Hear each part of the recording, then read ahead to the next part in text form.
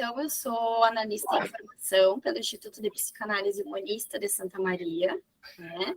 Esse trabalho foi o artigo para a especialização, né, para a conclusão da especialização, e a minha orientadora é a doutora Carla Cristine Froner, né? Gostaria de agradecer a ela pelo convite, a Lúcia também, né, pelo contato.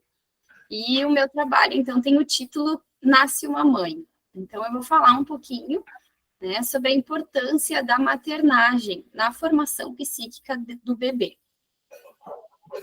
Então, vou começar nas considerações iniciais com uma citação do Erich Fromm, que diz que amar requer conhecimento e esforço, né? E para que isso aconteça de forma natural, então é necessário que o ser humano ele experimente um amor ainda no ventre materno, né? Então é preciso que a gente ultrapasse as barreiras do que foi ensinado social e culturalmente também.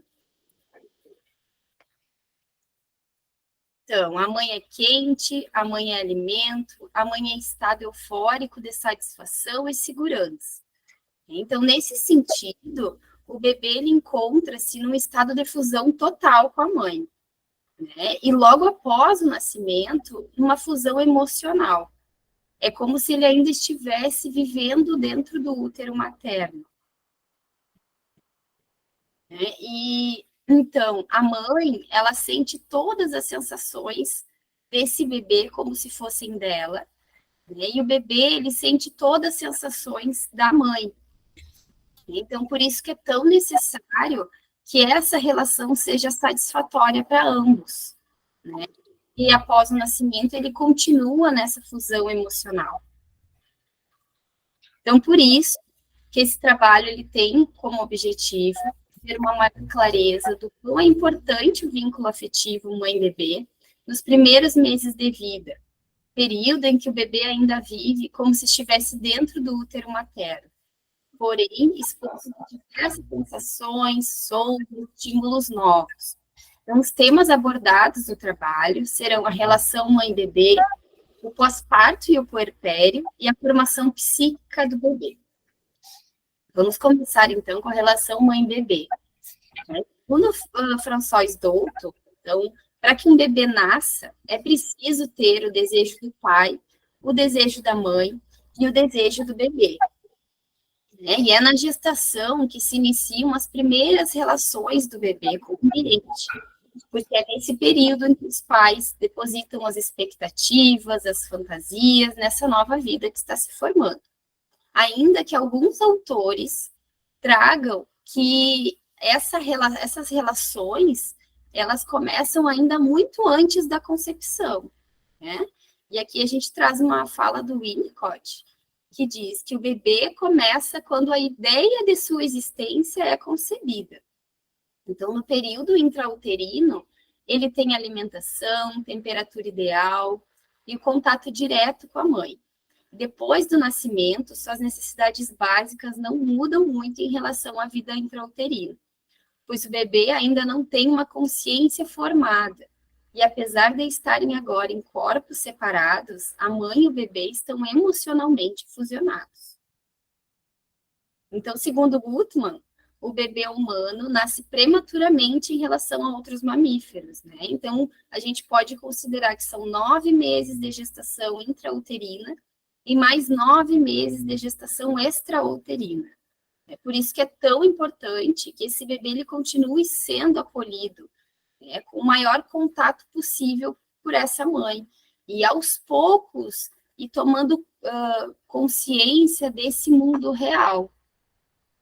Então, eu trouxe aqui um pouquinho o que seria essa fusão completa, né? Como quando ele está no útero da mãe, que seria uma fusão física, emocional e espiritual. E aí, depois que ele nasce, então, ele vai ter que colocar em funcionamento seus próprios mecanismos fisiológicos, né, separados da mãe. Porém, depois desse nascimento, então, ele continuará essa fusão emocional, que irá se dando aos poucos a cisão, né? Então, tem que ser tudo aos poucos, é um processo lento, é gradual. Então, por ser um ser fusional, O bebê ele necessita dos cuidados maternos e de um ambiente seguro para o seu desenvolvimento e sobrevivência.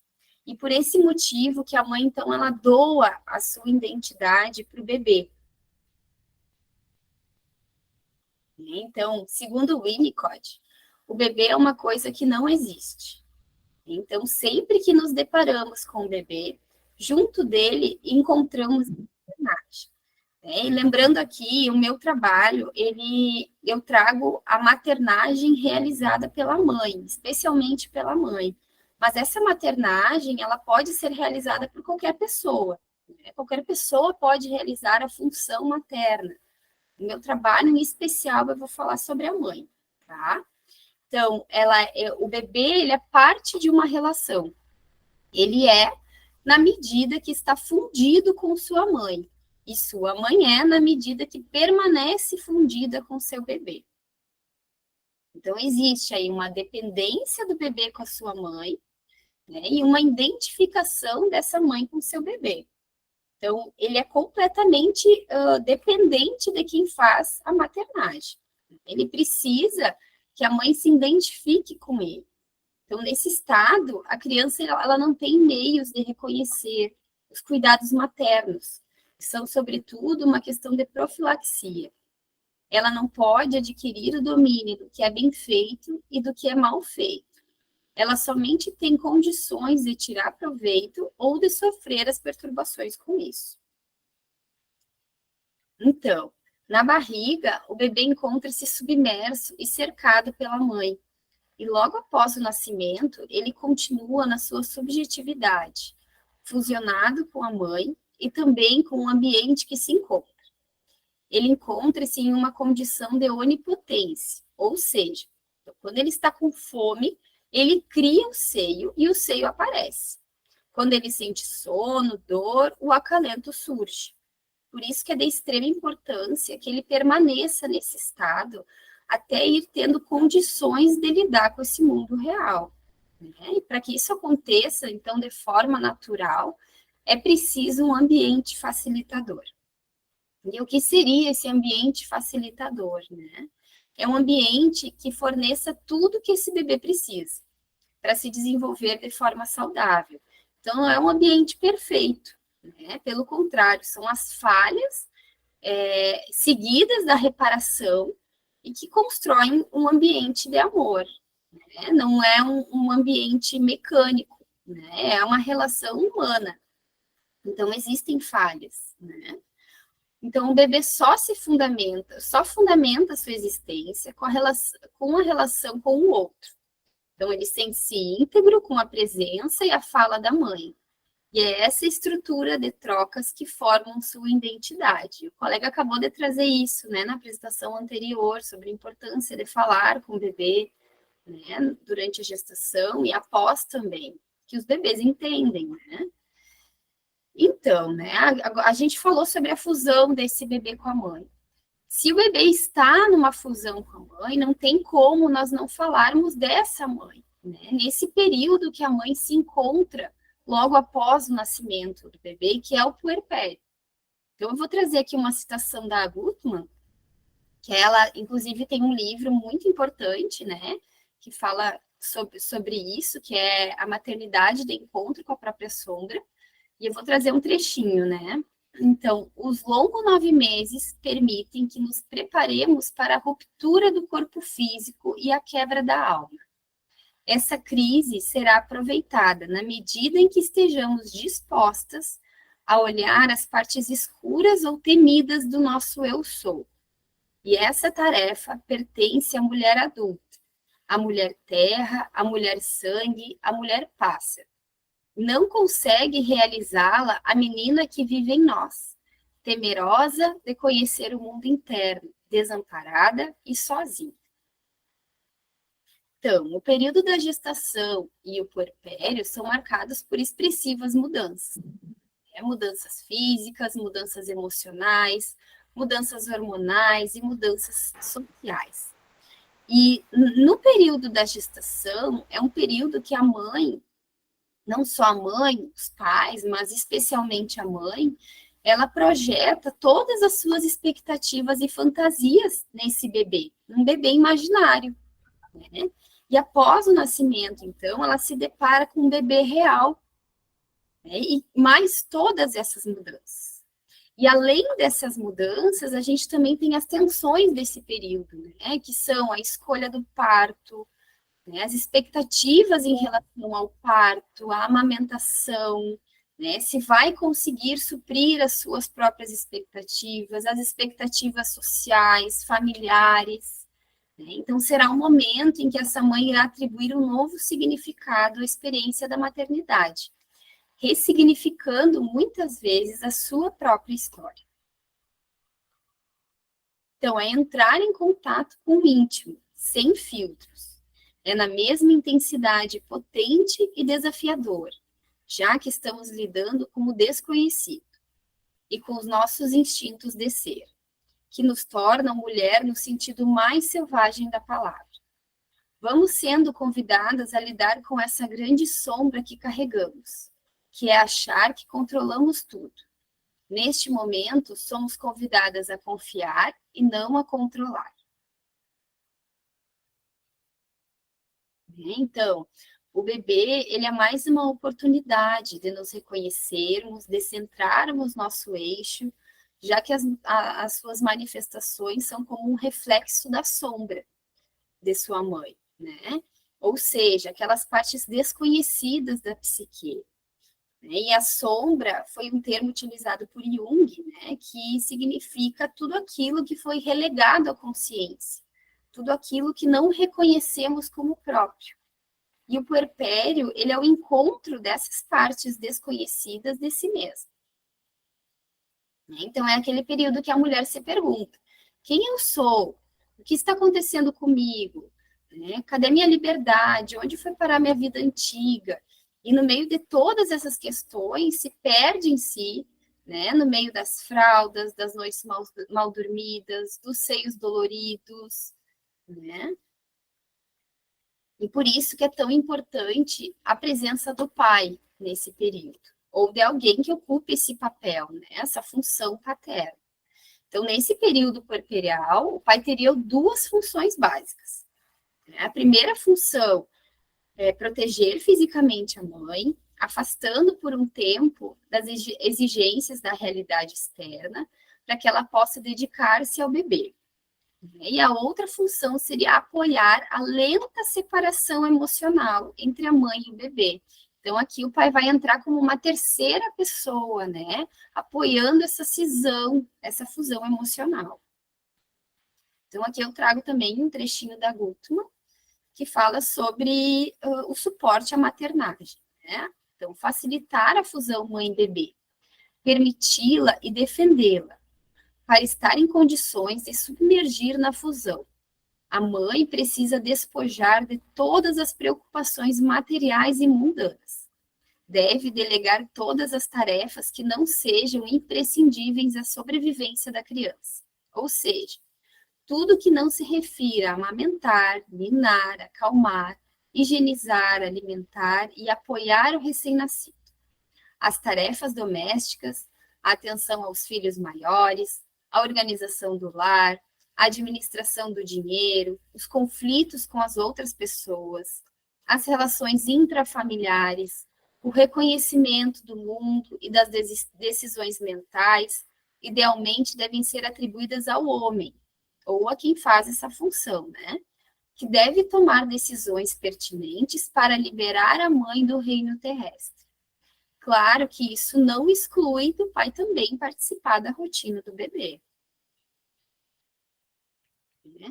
Então, é preciso entender que após o nascimento, as mães e os pais encontram-se em novos papéis familiares. E por um tempo terão algumas privações que não tinham antes. Porém, a gente entende que nem sempre é isso que acontece, né?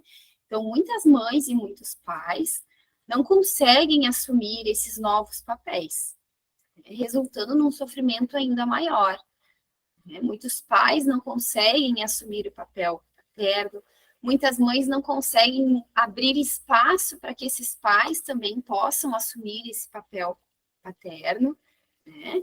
E muitas mães acabam tendo que lidar com esse momento, né, sozinhas, ocasionando uma sobrecarga, né, e podendo também trazer doenças físicas.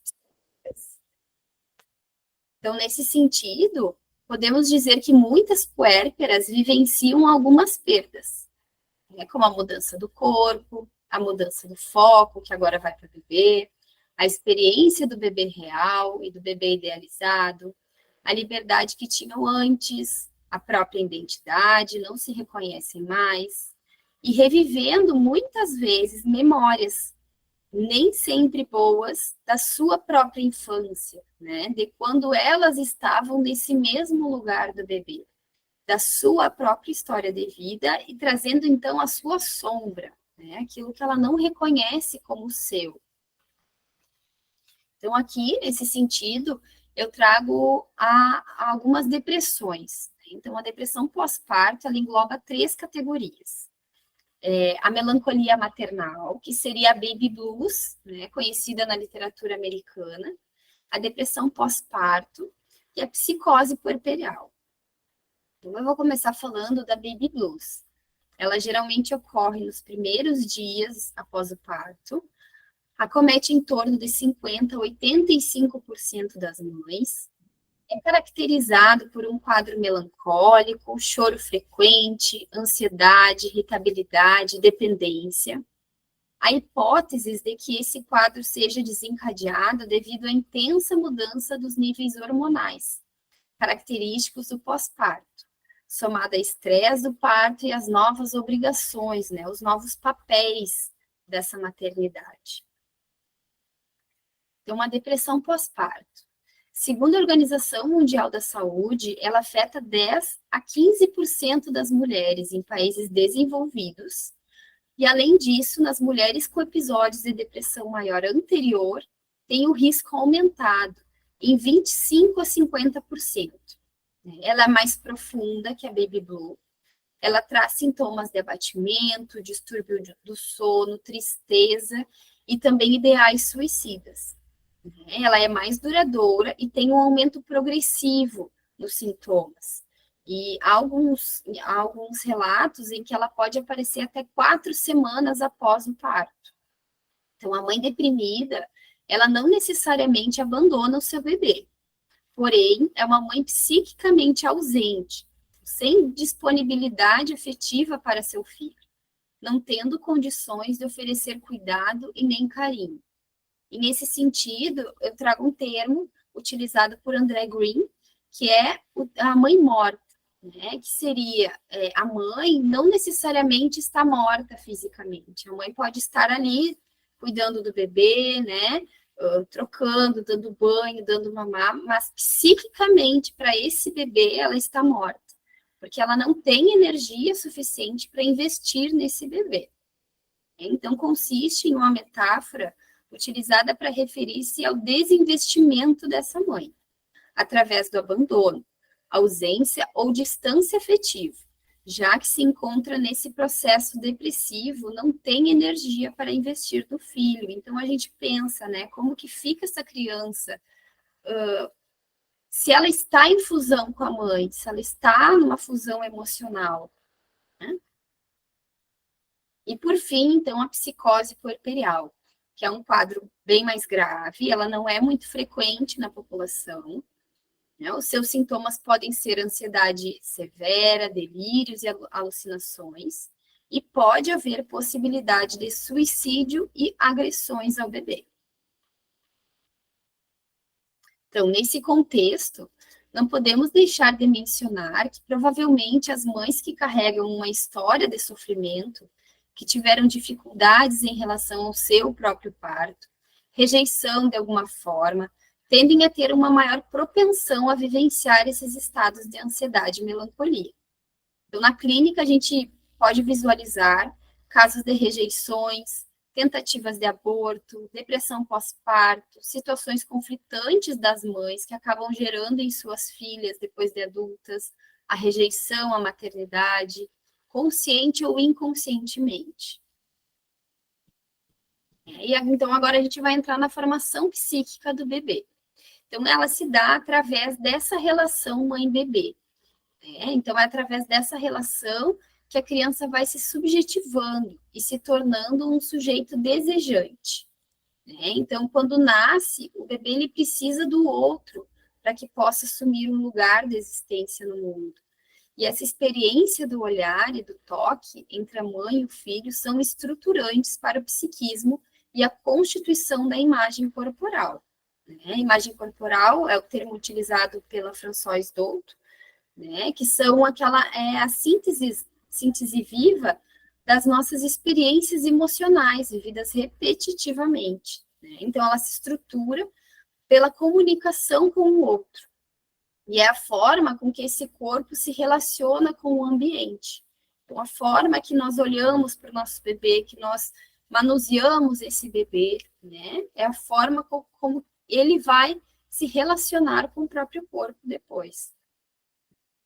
Então, segundo a Gutmann, durante os primeiros 9 meses de vida extrauterina, as necessidades básicas dos bebês são essencialmente semelhantes àquelas que eram satisfeitas com comodidade no ventre de suas mães, que são a comunicação, o contato, o movimento e a alimentação permanente, nessa ordem. Tá? Então, vamos começar com a comunicação. Se dá através do olhar, das palavras, da percepção da sua presença e do amor. Um bebê se constitui em ser humano na medida em que está em total comunicação com o outro, de preferência com a figura materna.